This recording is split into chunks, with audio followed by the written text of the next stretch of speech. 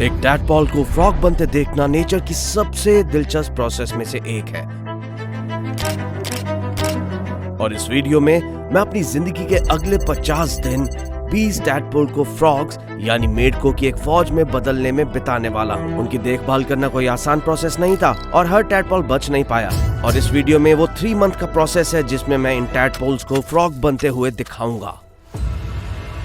इस सब की शुरुआत पहले दिन से हुई जब मैं अपने घर पर टैडपोल के डिलीवर होने का इंतजार कर रहा था। तो इस बीच मैंने एक कांच का टैंक और बहुत सारा सामान निकाला। देखिए, सबसे पहले टैडपोल को पूरी तरह से पानी में रहने लायक होना होगा और उन्हें पालने के लिए मुझे एक ऐसा घेरा बनाना होगा जो पूरी तरह से पानी वाला हो। तो मैंने थोड़ी मिट्टी बिछाई और उसे थोड़ी रेत से ढक दिया और आखिर में मैंने चारों ओर कंकड़, लकड़ी और पौधों जैसी सजावट की चीजें रखी और इसे कुछ साइकिल पानी से भरने के बाद एनक्लोजर पूरा हो गया। अरे ये देखो, ये सच में बहुत अच्छा लग रहा है। और जब इसमें टैडपोल्स होंगे तो इसमें कुछ पौधे भी होंगे, लेकिन वैसे भी उनकी बात करें तो वो कल यहाँ डिलीवर होने वाले हैं। तो चलो अब सीधा उनसे मिलते हैं। ठीक है, मैं अभी उठा हूँ और मुझे एक ईमेल मिली है जिसमें लिखा था कि एक पैकेज आया है और सच में ऐसा ही हुआ। पता नहीं कि ये सही पैकेज है या नहीं, लेकिन इस पर लिखा था कि इसमें लाइव एनिमल है, तो शायद वही पैकेज है। और इसे अनबॉक्स करने के बाद मैंने पहली बार टैडपोल देखा और मुझे हैरानी हुई कि वो बहुत नॉर्मल नहीं लग रहे थे। वो असल में ऑरेंज और बहुत बड़े थे। देखिए, जब मैंने उन्हें खरीदा था तो मुझे असल में मिस्ट्री टैडपोल वाला 20 वाला पैक मिला था। मतलब एक बार जब वो बड़े होंगे तो वो फ्रॉग्स की कोई भी स्पीशीज हो सकते हैं और कुछ में सच में कुछ ऐसी एबिलिटीज हो सकती हैं। उम्मीद है कि हमें सच में उन रेयर स्पीशीज में से कोई एक तो मिला ही हो। लेकिन अभी के लिए एक एक करके मैंने हर टैडपोल को उनके नए एनक्लोजर में रखा और तुरंत वो चारों ओर घूमने लगे और एक दूसरे से बातचीत भी करने लगे। लेकिन मुझे लगता है कि ये पहली बार था जब उन्हें कांच के एनक्लोजर में रखा गया था, क्योंकि इस वाले को सच में नहीं पता था कि ये कैसे काम करता है। बस वो कांच में तैरता रहा और हाँ, मुझे लगता है कि उसे ब्रेन डैमेज हो गया था। खैर, डे 2 के लिए बस इतना ही, इसलिए मैं डे 3 पर वापस लौटा। लेकिन उस दिन कुछ ऐसा हुआ जिसकी उम्मीद नहीं थी। अरे नहीं, मुझे चिंता होने लगी है। टैडपोल को देखो, उनमें से लगभग कोई भी हिल नहीं रहा है। वो सब नीचे बैठे थे। ये सच में एक बहुत ही बड़ी प्रॉब्लम हो सकती है। मुझे पता लगाना होगा कि ऐसा क्यों हो रहा है। इसलिए मैंने जल्दी से रिसर्च की ताकि कोई सॉल्यूशन मिल सके। और शुक्र है कि मुझे एक आदमी मिला जिसने बताया कि एयर पंप डालने से प्रॉब्लम कैसे सॉल्व हो सकती है। तो मैंने तुरंत एक एयर पंप निकाला और उसे पानी में लगाया और ऑन कर दिया। जैसा कि आप देख सकते हैं, बहुत सारे बबल्स बनाता है जो शायद पानी के चारों ओर हवा फैलाते हैं। लेकिन ऐसा करने के बाद भी प्रॉब्लम वही थी। टैडपोल अभी भी मुश्किल से ही हिल रहे थे। मुझे ये यकीनी बनाना था कि सब कुछ ठीक है। तो जैसा कि आप देख सकते हैं, मैंने टैडपोल के खाने की ये छोटी बोतल निकाली। इसमें कुछ प्रोटीन और दूसरी चीजें हैं, इसलिए मुझे सच में उम्मीद है कि इससे वो सारे एक्टिव हो जाएंगे। मेरे पास बचा ये आखिरी आइडिया है। तो मैंने कुछ पैलेट्स डाले और सचमुच जादू की तरह टैडपोल तुरंत हिलने लगे। उन्हें शायद खुशबू आ गई। मैंने बहुत सारे पैलेट्स बीच में डाल दिए और वो असल में बस खाना खाने वाली मशीन बन गए। मेरा मतलब है, जरा उन सभी को देखो तो उनके हिलने डुलने की प्रॉब्लम तो एकदम से सॉल्व हो गई। और इससे भी अच्छी खबर ये है कि मैंने देखा कि उनके ये छोटे छोटे पैर अब बढ़ने लगे थे। ये एक बहुत अच्छा साइन है और इसका मतलब है कि जैसे जैसे वो बड़े होंगे, स्किन के नीचे ये हाथ भी डेवलप होने लगेंगे और जल्दी हमारे पास एक फ्रॉग होगा। तो चलिए, 3rd डे के लिए बस इतना ही। लेकिन अनफॉर्चुनेटली 4th डे मेरे सामने एक और प्रॉब्लम आई। अब क्या हो गया? पानी सीवेज वाटर जैसा क्यों लग रहा है? ये बिल्कुल भी अच्छा साइन नहीं था। इसलिए इस प्रॉब्लम को सॉल्व करने के लिए मैंने ये फिल्टर निकाला ताकि पानी से खराब चीजें फिल्टर हो जाएं। शुक्र है, इसे सेट करने के बाद इसने पानी को बहुत तेजी से साफ कर दिया और सब टैडपोल भी अब ठीक थे। इसलिए मैंने उन्हें टैडपोल पैलेट्स खिलाना जारी रखा और ऐसा डे 8 तक जारी रहा। इस दिन लगभग हर टैडपोल सुपर हेल्दी लग रहा था और वो अच्छी रफ्तार से बढ़ रहे थे। लेकिन मुझे हैरानी हुई, टैंक के उस पार एक चट्टान के ऊपर मैंने देखा कि 20 टैडपोल में से एक मर गया था। अरे नहीं, मुझे तो ये भी पक्का नहीं पता कि ये कैसे मरा और मैं सच में उम्मीद कर रहा हूँ कि दूसरे टैडपोल ठीक हों। देखिए, अब जंगल में हर 5 में से 4 टैडपोल मेढक बनने से पहले ही मर जाते हैं। इसलिए ये बुरा तो हुआ, लेकिन ये हुआ उम्मीद के मुताबिक ही। खैर, अगले दिन मैं और टैडपोल को मरने से रोकना चाहता था और ये देखते हुए कि कुछ टैडपोल के पैर अब काफी बड़े हो रहे थे, उन्हें एक बिल्कुल नए तरह के खाने के लिए तैयार होना चाहिए ताकि वो और भी तेजी से बढ़ सके। तो चलिए, टेरा ग्रीन कुकिंग शो में उनके लिए ये खाना बनाते हैं। तो आज के मेन्यू में हमारे पास एक बहुत ही खास आइटम है। हम टैडपोल बर्गर बनाने जा रहे हैं। बस फर्क ये है कि नॉर्मल चीजों के बजाय हम बन के लिए कुछ रोमन लेटस, पैटी के लिए ब्लड वॉर्म और थोड़ा सा स्वाद जोड़ने के लिए कुछ टैडपोल पैलेट्स का इस्तेमाल कर रहे हैं। ठीक है, तो पहला स्टेप है कि हमें अपनी लेटस लेनी होगी। फिर हम इसे सिंक के नीचे रखकर टैप ऑन कर देंगे और हम इसे अच्छे से धोएंगे। उम्मीद है आप मुझे सुन पा रहे होंगे। होंगे, ये थोड़ी तेज और परेशान करने वाली आवाज है। स्टेप 2 है कि हम लेटस को छोटे छोटे टुकड़ों में तोड़ेंगे और इसे उबलते पानी के बर्तन में डाल देंगे। इसे पकाने के लिए जरूरी है। और स्टेप 3 है बर्गर बनाना। तो मैंने नीचे वाला बन, बर्गर पैटी, कुछ टैडपोल पैलेट्स और फिर ऊपर वाला बन रखा और बूम, ये बर्गर अब तैयार हो गया। कुछ घंटों तक फ्रीज करने के बाद मैंने उन्हें बाहर निकाला और अब टैडपोल्स इसे खा सकते हैं। और हाँ, मुझे पहले से ही पता था कि उन्हें ये बहुत पसंद आएंगे। पहले मैंने 2 बर्गर डाले और लगभग 20 सेकंड के बाद वो धीरे धीरे पिघलने लगे और उनमें से ब्लड वॉर्म निकलने लगे। जल्दी लेटस भी अलग हो गई और सारा खाना टैंक में चारों ओर फैल गया। जैसा कि आप देख सकते हैं, टैडपोल को ये नोटिस करने में ज्यादा समय नहीं लगा। वो सचमुच पानी में तैर रहे थे और उनके मुंह से ब्लड वॉर्म का सिरा बाहर निकला हुआ था। ये बहुत टेस्टी लग रहा है। मैं मजाक कर रहा हूँ, ये बहुत टेस्टी तो नहीं है, ये असल में बहुत गंदा लग रहा है। लेकिन जब वो खाना खा रहे थे तो मैंने देखा कि एक टैडपोल अब ऑफिशियली स्टेज 2 में आ गया है। जैसा कि आप देख सकते हैं, उसकी पीठ पीली पड़ने लगी है और उस पर थोड़ा सा पैटर्न बन रहा था। और ये तो देखिए कि इस पॉइंट तक उसके पैर भी असल में काफी बड़े हो गए थे। ब्रो, ये बहुत कूल है। देखिए, ज्यादातर फ्रॉग्स इतने पीले रंग के नहीं होते, तो हमें सच में फ्रॉग की एक बहुत ही रेयर स्पीसीज मिली है। खैर, कुछ दिनों बाद मतलब कि 11th डे इस फ्रॉग के रंग और भी चमकीले हो गए और मुझे कुछ बहुत अच्छी खबर मिली। क्या आप भी वो देख पा रहे हो?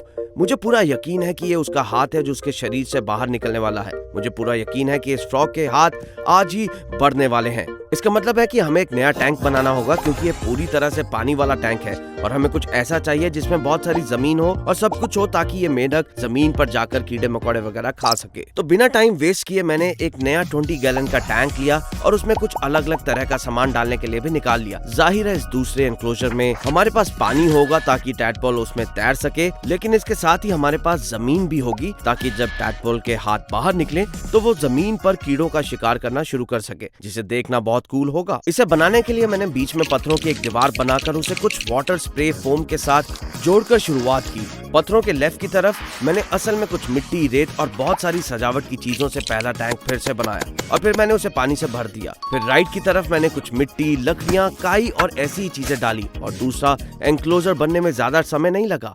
ठीक है, इसे जरा देखो तो ये अच्छा लग रहा है। मेरा मतलब है ये अपना काम तो कर ही देगा। वैसे भी मैं उस फ्रॉग को यहाँ तब डालूंगा जब उसके हाथ बाहर निकल आएंगे, तो चलिए तब तक इंतजार करते हैं। खैर, उस फ्रॉग के हाथ बाहर आने में कुछ दिन लगे और 15 डे तक उसकी पूंछ भी उसके शरीर में अब्सॉर्ब होने लगी थी।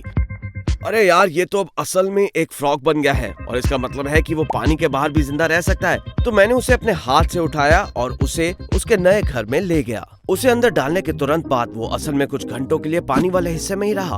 आप देखिए, इस समय उनके गिल्स बहुत छोटे होते हैं, इसलिए वो पानी के अंदर सांस ले सकते थे, लेकिन बेशक अब उसके लंग्स भी हैं, इसलिए वो जमीन पर भी सांस ले सकता है। और थोड़ी देर बाद मैंने उसे एनक्लोजर के बीच वाले हिस्से पर बैठे देखा। उसका आधा शरीर पानी से बाहर निकला हुआ था। वो जमीन पर अपने पहले कदम रखने ही वाला था और एक बार जब ये मेंढक असल में जमीन पर आ जाएंगे तो मैं पता लगा पाऊंगा कि वो किस स्पीशीज के हैं और फिर उन्हें कीड़े खिलाऊंगा, जो देखने में बहुत मजेदार होगा। लेकिन सबसे पहले मैं आप लोगों को बताना चाहता हूँ कि हमने सिर्फ इस वीडियो के लिए एक स्पेशल लिमिटेड एडिशन मर्च कलेक्शन बनाया है। हमारे पास हुडीज, स्टिकर्स और पोस्टर भी हैं और ये सब सामान बहुत तेजी से बिक रहा है। अगर इस मर्च का कोई भी सामान कूल लगे तो उसे जल्द ही खरीद लेना, क्योंकि जाहिर है अगर वो बिक गया तो आप उसे दोबारा नहीं खरीद पाएंगे। बहुत सारा कूल स्टफ है जिसे आप हमारी वेबसाइट से खरीद सकते हैं। मैं आपको वीडियो के आखिर में और बताऊंगा। खैर, फिलहाल चलिए हम उस चलने वाले मेंढक पर वापस लौटते हैं। छोटे मेंढक ने धीरे से अपना सिर पानी से बाहर निकाला और जमीन के हिस्से को देखा कि कहीं यहाँ कोई शिकारी तो नहीं, और ये देखने के बाद कि वो सेफ है, उसने 1 कदम 2 कदम उठाए और अब हमारा पहला मेंढक पहली बार जमीन पर चल पड़ा। अरे ये टैडपोल है, ठीक है, मुझे लगता है कि अब ये एक मेंढक है, लेकिन ये जमीन पर इसका पहला कदम है। ये देखना सच में बहुत अच्छा होगा, क्योंकि मैं इन टैडपोल्स को 2 हफ्ते से ज्यादा से पाल रहा हूँ, इसलिए ये एक अच्छा और छोटा सा माइलस्टोन है। लेकिन ये फ्रॉग यही नहीं रुका, वो जमीन पर और आगे चला गया और कुछ ऐसा करने लगा जिसकी मैंने कभी उम्मीद नहीं की थी। अरे आप लोग देख रहे हैं कि ये फ्रॉग अभी क्या कर रहा है? वो असल में खुद को मिट्टी में दबा रहा है। जाहिर है इसकी पीठ पर वो कूल येलो और ऑरेंज पैटर्न है और इससे मुझे लग रहा है कि ये एक पैक-मैन फ्रॉग है। और क्योंकि ये ऐसा कर रहा है तो मैं 100% श्योर हूँ कि ये एक पैक-मैन फ्रॉग है। असल में पैक-मैन फ्रॉग ऐसा इसलिए करते हैं क्योंकि वो मिट्टी में रहते हुए किसी कीड़े के अपने ऊपर चलने का इंतजार करते हैं, और जब ऐसा होता है तो वो बाहर कूद कर उसे खा लेते हैं। मैं आपको ये दिखाऊंगा। अब बारी है डे 16 की। मैंने पुराने टैंक से सबसे बड़े टैडपोल्स निकाले और उन्हें नए टैंक में डाल दिया ताकि जब उनके हाथ बाहर आए तो वो चल सके। मैं तब तक इंतजार करना चाहता था जब तक कुछ और फ्रॉग्स ना आ जाएं, इसलिए मैं 2 हफ्ते बाद 28 डे वापस लौटा और अब टोटल 3 फ्रॉग फ्रॉग्स थे, ओरिजिनल वाला, दूसरा येलो वाला और किसी वजह से एक ऑरेंज फ्रॉग भी था। पैकमैन फ्रॉग हर तरह के रंग के हो सकते हैं, तो शायद हमें कुछ और तरह के भी मिलेंगे। लेकिन खैर उस दिन बाद में मैंने देखा कि 2 येलो फ्रॉग्स एक दूसरे के साथ मिट्टी में चिल कर रहे थे। ठीक है, मैं सच में इन लोगों को खाने के लिए मिट्टी से बाहर कूदते हुए देखना चाहता हूँ, इसलिए मैंने ये क्रिकेट से ही रखे। अरे चलो कुछ डाल देते हैं, उम्मीद है कुछ तो इंटरेस्टिंग होगा। तो मैंने क्रिकेट्स को खुला छोड़ दिया, लेकिन जब वो लगातार फ्रॉग्स के पास और कभी कभी उनके ऊपर भी घूमते रहे तो फ्रॉग्स ने उन पर कोई खास रिएक्शन नहीं दिया। तो इसके बजाय मैंने कुछ छोटे क्रिकेट्स बाहर निकालने की कोशिश की और ये काफी इंटरेस्टिंग रहा। उन्हें अंदर डालने के ठीक बाद ये अकेला क्रिकेट इन फ्रॉग्स के पैर के पास आया और ये राइट वाले ने उसे खाने की कोशिश की, लेकिन वो चूक गया। तो क्रिकेट ने भागने की कोशिश की, लेकिन फिर लेफ्ट वाले फ्रॉग ने उसे खाने की कोशिश की और वो भी बुरी तरह से उसे मिस कर गया। सच कहूं तो ये फ्रॉग्स काफी बुरे शिकारी होते हैं, लेकिन ये क्रिकेट भी पागल ही था। वो घूम फिर कर फिर से इन फ्रॉग्स के पास चला आया और इस बार उसकी किस्मत खराब थी क्योंकि पैकमैन फ्रॉग उसे अब खा रहा था। खैर मुझे लगा कि मैं बस यही देख पाऊंगा, लेकिन 2 मिनट के बाद एक बड़ा क्रिकेट उनके पास आया। मुझे लगा कि उनमें से कोई भी उसे खाने की कोशिश नहीं करेगा, लेकिन जैसे जैसे वो उनके पास आता गया और मिट्टी के आसपास घूमता रहा, तभी पैकमैन फ्रॉग ने अपना मुंह खोला और वो क्रिकेट सीधा उसके मुंह में जा गिरा। देखिए, इस फ्रॉग ने अभी अभी अपनी बॉडी के साइज का एक क्रिकेट खाया है और ऐसा लगा कि लेफ्ट ओर वाला मेंढक भी बहुत जल रहा था। वो बस राइट वाले मेंढक को चाटता रहा। खैर फिलहाल हमारा मेन गोल ये है कि हम सभी टैडपोल्स को बदलते हुए देखें और पैकमैन फ्रॉग्स की एक आर्मी बनते हुए देखें। इसलिए मैंने उनकी देखभाल करना और उन्हें खाना खिलाना और वो सभी चीजें करना जारी रखा। लेकिन 40th डे एक बहुत बड़ी प्रॉब्लम सामने आई। अब तक एंक्लोजर में कुल 6 फ्रॉग्स थे, लेकिन उनमें से एक फ्रॉग एक चट्टान के नीचे बैठा था और उसके मुंह से पैर और पूंछ बाहर निकली हुई थी। भले ही मैं उन्हें बहुत खाना दे रहा था, लेकिन फिर भी उसने एक टैडपोल निगल लिया। पैकमैन फ्रॉग असल में कुछ भी खा लेते हैं, दूसरे फ्रॉग्स को भी, लेकिन मुझे लगा क्योंकि वो बहुत छोटे थे तो वो शायद ऐसा नहीं करेंगे। लेकिन अनफॉर्चुनेटली मैं गलत था, क्योंकि अब मुझे पता चल गया था कि वो शायद एक दूसरे को भी खा सकते हैं। इसलिए मुझे सभी फ्रॉग्स को उनके अपने अलग अलग एनक्लोजर्स में रखना होगा। इसलिए मैं बाहर गया और बहुत सारे अलग अलग एनक्लोजर्स और सब कुछ बनाने के लिए कुछ सामान ले आया। खैर हर टैंक के लिए ऐसा करना बहुत आसान था। बस उन्हें लगभग 3 इंच कोकोनट फाइबर की मिट्टी से भर देते हैं, थोड़ा पानी डालते हैं ताकि ये अच्छा और नम रहे, कुछ मॉस और लकड़ियां डाल देते हैं ताकि वो नीचे छिप सके और एक छोटा सा बोल रख देते हैं। मैंने यही प्रोसेस रिपीट किया और अब आप देख सकते हैं कि मेरे पास बहुत सारे एनक्लोजर्स हैं। फाइनल स्टेप के लिए मैंने कुछ हीट मैट्स निकाले और उन्हें एनक्लोजर्स के एक तरफ लगा दिया ताकि हीट ग्रेडियंट बन सके, ताकि फ्रॉग्स चुन सके कि उन्हें कितना गर्म रहना है। ठीक है, आप देख सकते हैं कि अब एनक्लोजर्स तैयार हैं। अब मुझे शायद फ्रॉग्स के बड़े होने पर बड़े एनक्लोजर्स बनाने पड़ेंगे क्योंकि वो काफी बड़े हो जाते हैं, लेकिन फिलहाल कुछ महीनों के लिए तो ये अपना काम कर देंगे। तो डे 41 पर मैंने उन सभी 6 फ्रॉग्स को उनके अलग अलग एनक्लोजर्स में रख दिया और जैसा कि आप देख सकते हैं, जिस फ्रॉग ने उस टैडपोल को खाया था अब वो काफी बड़ा हो गया है। शायद उसे कुछ दिनों तक भूख भी नहीं लगेगी, वो कितना मोटा हो गया है। उन्हें अंदर डालने के तुरंत बाद कुछ फ्रॉग्स पानी की छोटी ट्रे में जाकर आराम करना चाहते थे ताकि उन्हें थोड़ी नमी मिल सके। देखिए, इस समय ज्यादातर फ्रॉग्स के गिल्स गायब हो चुके होते हैं और वो सिर्फ हवा में सांस ले सकते हैं और इसलिए ये बहुत जरूरी है कि उनके एनक्लोजर में पानी बहुत कम गहरा हो, नहीं तो वो डूब जाएंगे। डे खत्म करने के लिए मैंने कुछ क्रिकेट्स उनको खाने के लिए दे दिए। डे 62 तक मुझे और भी एनक्लोजर्स बनाने पड़े क्योंकि इस समय तक बचे हुए टैडपोल्स भी फ्रॉग्स बन गए थे और मैंने उन सभी को उनके नए घरों में भेज दिया।